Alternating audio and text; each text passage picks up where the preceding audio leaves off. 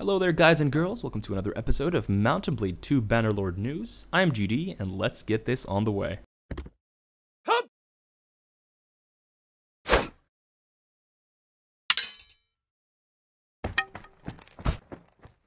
Alright, so I figured the best way to kind of go through this would be to, go through this. You can go actually check out the video, watch it yourself. I'm just going to kind of dub over it over here.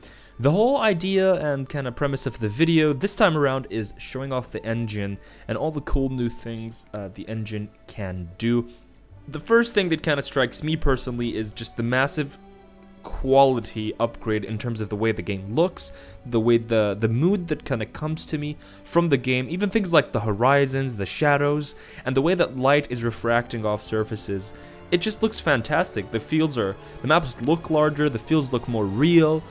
Even the woods and the trees and the flora all stand out much more than they did before in any Mount and Blade game.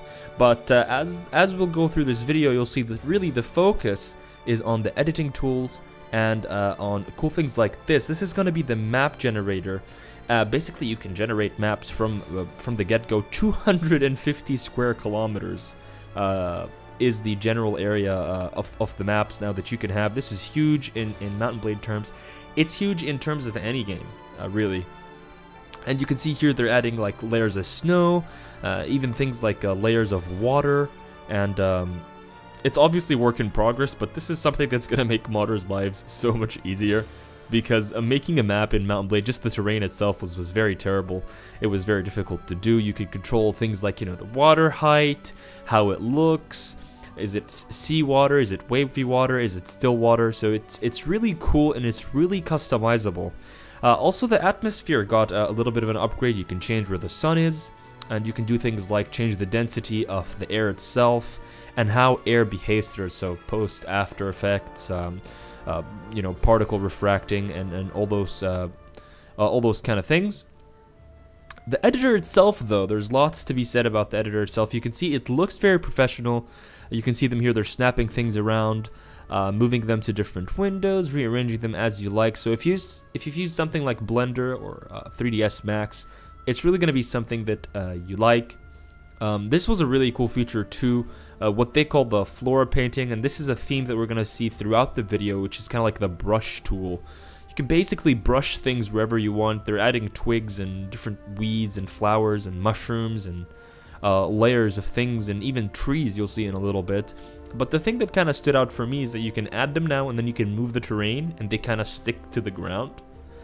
So if you've got any kind of scening experience with Mount and Blade, or in fact with most games, you know that you put the terrain and your flora and your grass after you put after you kind of arrange the terrain. Otherwise, you're gonna have to move them down so that they don't clip to the ground and look weird. So that's pretty cool. You can see here they're creating forests very quickly, and it looks nice and natural.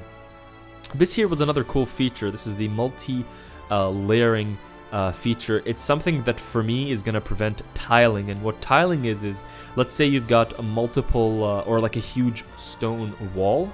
If you can add things like moss to it, as you can see here in the before and after, you can add age and wear and tear, and you can see that they're even doing it for things like puddles and on the ground and all those little, do you see the little hay on the road there?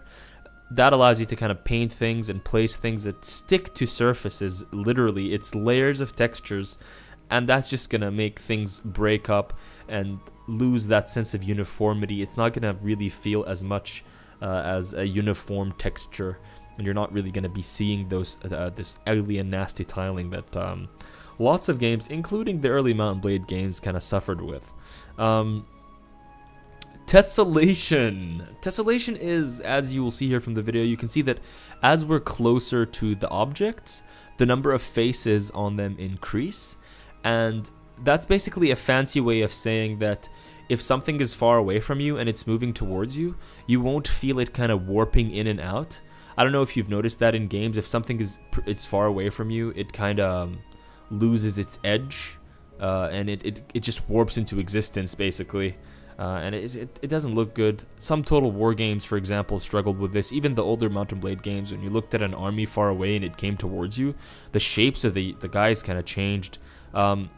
So yeah, that was the video. Here's some really cool gameplay footage, and you can see there toward the end they give us a little bit of a sneak peek into the combat system. I'm guessing that's going to be the next vlog.